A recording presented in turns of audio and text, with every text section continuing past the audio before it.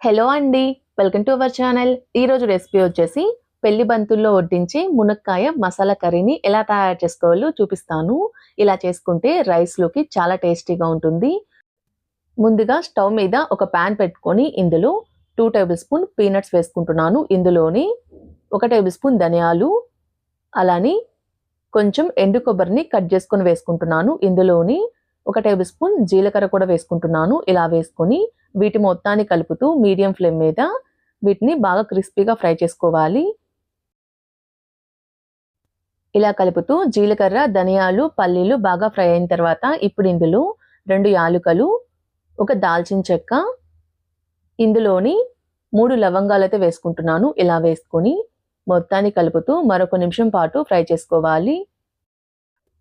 ఇలా కలుపుతూ 1 నిమిషం పాటు ఫ్రై చేసుకున్న తర్వాత స్టవ్ ఆఫ్ చేసి వీటిని పూర్తిగా చల్లారిన తర్వాత మిక్సీ జార్లో వేసుకొని కొంచెం వాటర్ కూడా పోసుకొని మెత్తటి పేస్ట్లా గ్రైండ్ చేసుకోవాలి. ఇలా గ్రైండ్ చేసుకున్న దీన్ని పక్కనుంచుకోండి. ఇప్పుడు స్టవ్ మీద ఒక ప్యాన్ పెట్టుకొని ఇందులో 3 టేబుల్ స్పూన్ ఆయిల్ని హీట్ చేసుకోవాలి. ఆయిల్ హీట్ అయిన తర్వాత ఇందులో 1 టేబుల్ స్పూన్ జీలకర్ర, 2 పచ్చిమిర్చిని కట్ చేసుకొని వేసుకోవాలి. ఇందులోని ఒక పెద్ద ఉల్లిపాయని సన్నగా తరిగి వేసుకుంటున్నాను. ఈ చిన్న వీడియో క్లిప్ అయితే మిస్ అయిందండి. ఇలా వేసుకున్న తర్వాత మొత్తాన్ని కలుపుతూ ఉల్లిపాయ ముక్కలు లైట్ గోల్డెన్ కలర్ వచ్చేంత వరకు మీడియం ఫ్లేమ్ మీద ఫ్రై చేసుకోవాలి.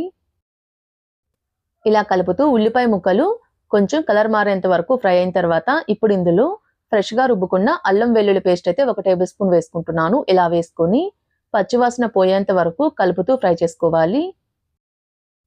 ఇలా కలుపుతూ అల్లం వెల్లుల్లి పేస్ట్లో ఉన్న పచ్చివాసన పోయేంత వరకు ఫ్రై చేసుకోవాలి. ఇలా ఫ్రై అయిన తర్వాత ఇప్పుడు ఇందులో 2 టమాటాలని మెత్తటి పేస్ట్లా గ్రైండ్ చేసుకొని వేసుకుంటున్నాను. ఇలా వేసుకొని టమాటాలు గ్రైండ్ చేసుకున్న మిక్సీ జార్లోని కొంచెం వాటర్ కూడా పోసుకొని ఇందులో అయితే పోసుకుంటున్నాను. ఇలా పోసుకున్న తర్వాత మొత్తాన్ని కలిసే విధంగా ఓసారి కలుపుకోవాలి.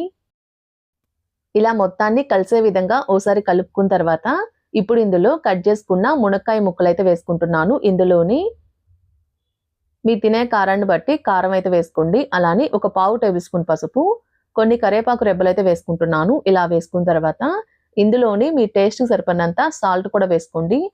నేను చిన్న వీడియో క్లిప్ ఒకటి మిస్ అయిందని చెప్పాను కదండి ఉల్లిపాయలు వేయించేటప్పుడు, అందులోనే నేను సాల్ట్ కూడా వేసుకున్నాను. అందుకని ఆ వీడియో క్లిప్ కూడా మిస్ అయిపోయింది.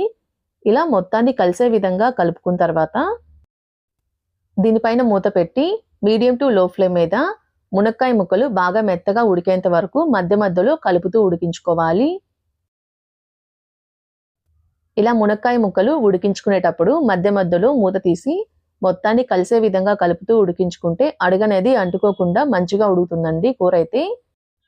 ఇలా మధ్య మధ్యలో కలుపుతూ దీనిపైన మూత పెట్టుకొని మీడియం ఫ్లేమ్ మీద మునక్కాయ ముక్కలు బాగా మెత్తగా ఉడికి కూర నుంచి ఆయిల్ సపరేట్ అయ్యేంత వరకు ఉడికించుకున్న తర్వాత ఇప్పుడు ఇందులో మనం ముందుగా గ్రైండ్ చేసుకొని పెట్టుకున్న మసాలా పేస్ట్ అయితే వేసుకుంటున్నాను. ఇలా వేసుకొని ఇందులోని కొంచెం వాటర్ కూడా పోసుకొని మొత్తాన్ని కలిసే విధంగా ఓసారి కలుపుకోవాలి. ఇలా మనం వేసుకున్న మసాలా పేస్ట్ మొత్తం కూరలో కలిసే విధంగా కలుపుకున్న తర్వాత ఇప్పుడు ఇందులో సన్నగా తరిగిన కొత్తిమీర అయితే కొంచెం వేసుకుంటున్నాను. ఇలా వేసుకొని మొత్తాన్ని కలిసే విధంగా ఓసారి కలుపుకొని ఒక 2 నిమిషాల పాటు మీడియం ఫ్లేమ్ మీద ఉడికించుకొని స్టవ్ ఆఫ్ చేసి ఒక సర్వింగ్ బౌల్లోకి సర్వ్ చేసుకుంటే ఎంతో టేస్టీగా ఉండే మునక్కాయ మసాలా కర్రీ అయితే రెడీ అయిపోతుందండి. ఇలా రెడీ చేసుకున్న కర్రీ అయితే అన్నంలోకి చాలా టేస్టీగా ఉంటుంది. మీరు కూడా ట్రై చేసి ఎలా వచ్చిందో నాకు కామెంట్ చేయండి.